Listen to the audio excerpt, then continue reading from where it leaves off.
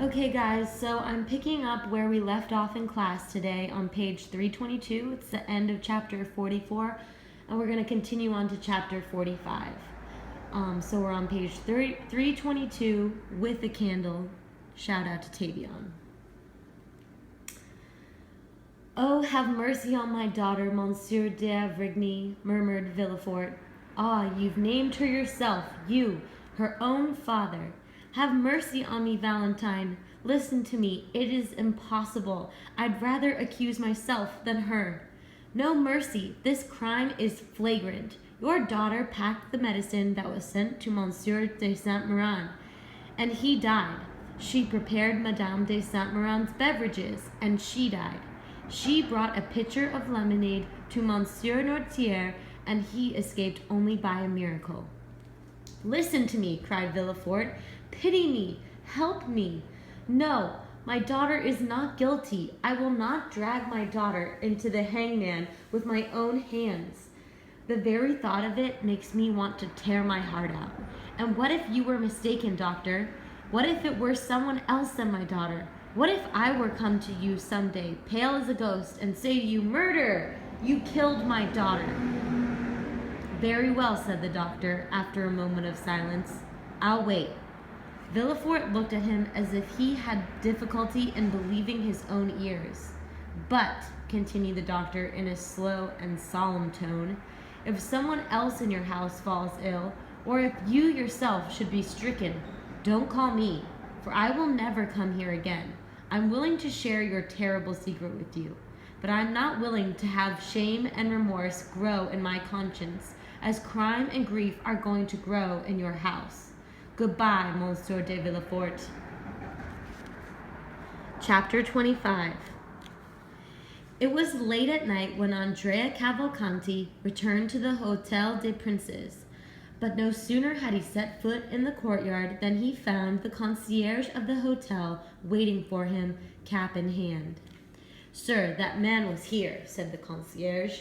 What man? Asked Andrea nonchalantly, as though he had forgotten the man whom he actually remembered only too well. The one you pay a little pension to, Excellency. Oh, yes, said Andrea, that old servant of my father's. Well, did you give him the 200 francs I left for him? He refused to take the money, Excellency. What?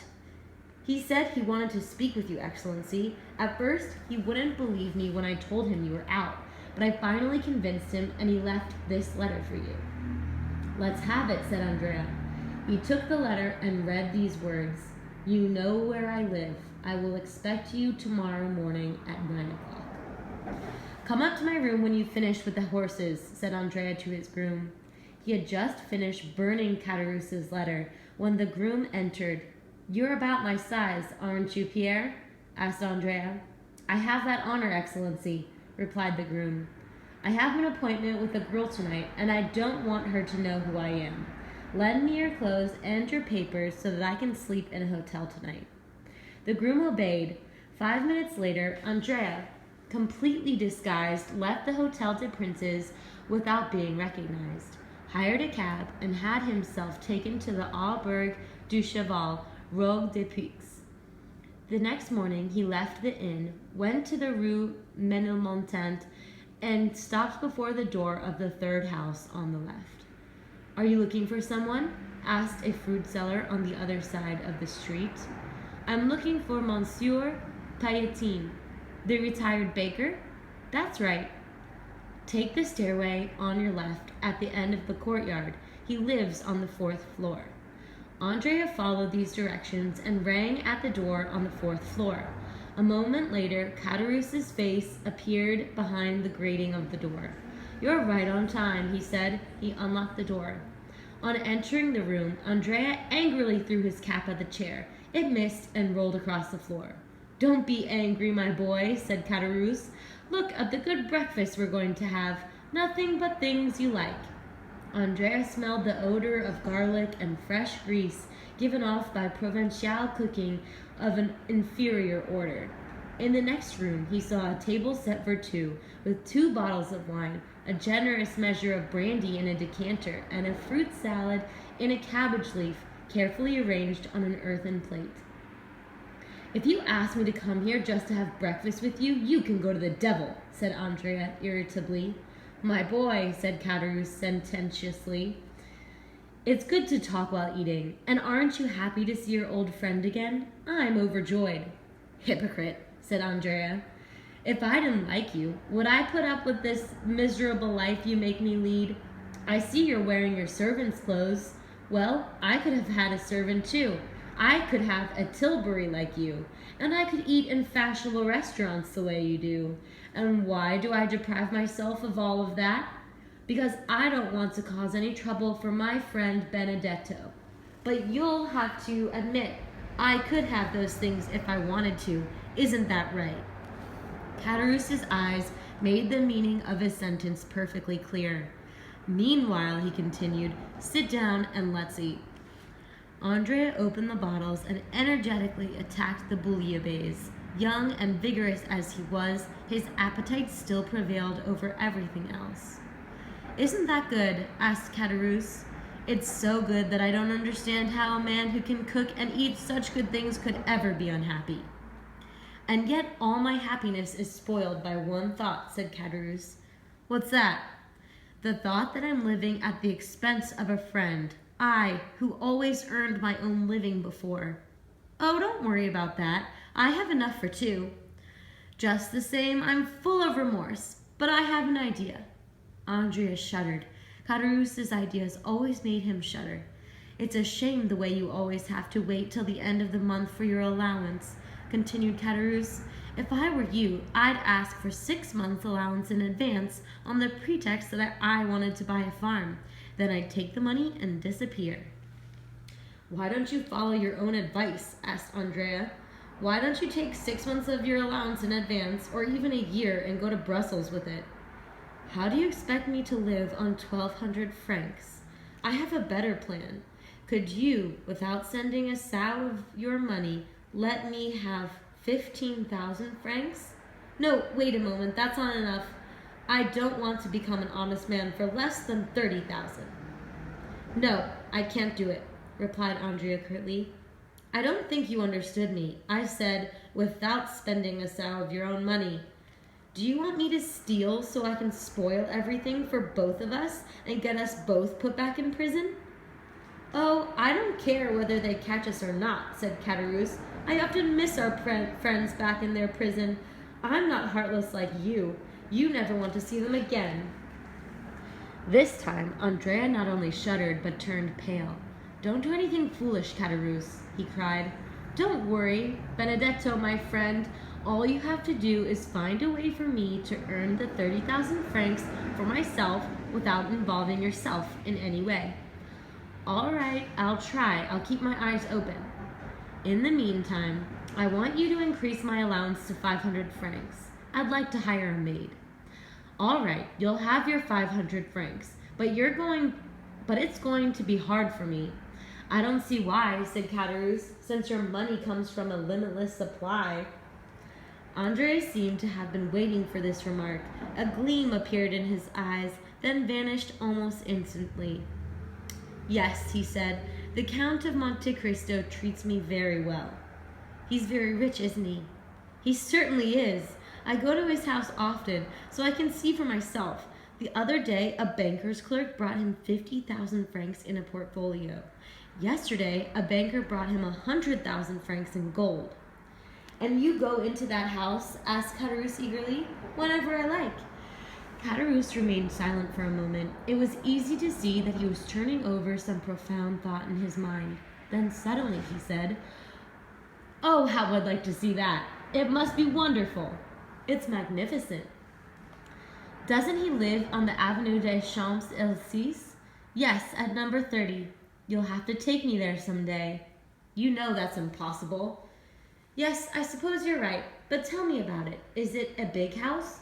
Not too big and not too little. How is it laid out? I'd have to draw you a plan.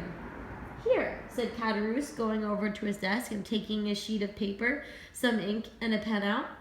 Andrea picked up the pen with an almost imperceptible smile and began to draw. The house is between a courtyard and a garden like this, he said. Are the walls high? Asked Caderousse. No, 8 or 10 feet at the most. Let's see what the first floor is like. On the first floor, there are 2 salons, a dining room, and a billiard room. What are the windows like? Magnificent. They're so big, I think a man of my size could pass through each pane. What about the shutters? They're never closed. The Count is eccentric and likes to see the sky at night. Where do the servants sleep? They sleep in a separate building on your right as you enter. Only yesterday I was saying to the Count, it's careless of you, Count, when you go to Auteuil and take your servants with you, your house is completely empty. One fine day it's going to be robbed. And what did he answer? He said, what do I care if I'm robbed? He must have some sort of mechanical desk. What do you mean? One that catches a thief in a trap and sets off an automatic alarm. There was one like that at the last exposition. No, he has only an ordinary desk. And no one ever steals anything from it? No, his servants are very devoted to him. There must be plenty in that drawer, eh? Probably. No one knows exactly what's in it. Where is it? On the second floor. Draw me a plan of the second floor as you did for the first floor. All right, Andrea took up his pen again. Here's an antechamber and a salon, he said. To the left of salon, there's a library and a study.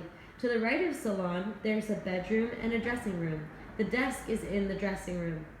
Is there a window in the dressing room? There are 2 of them, here and here.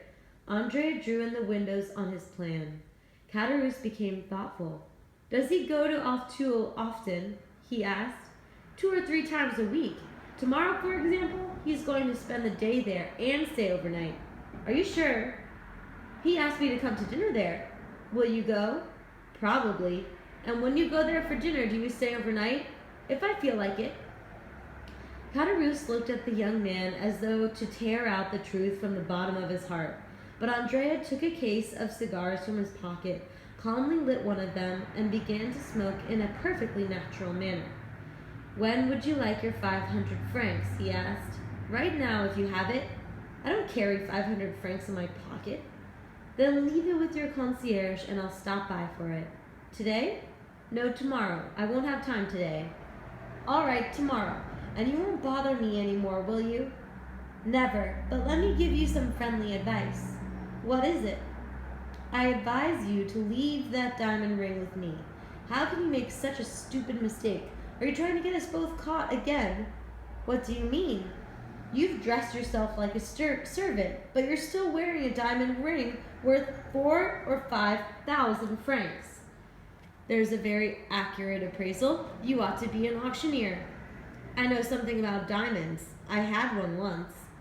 Without becoming angry at this new extortion, as Caderousse had feared he might, Andrea obligingly handed over the ring. Is there anything else you want? He asked. Do you need my jacket? How about my cap? Don't be ashamed to ask. All right, I won't keep you any longer, and I'll try to cure myself of my greed. Wait a moment, I'll show you to the door.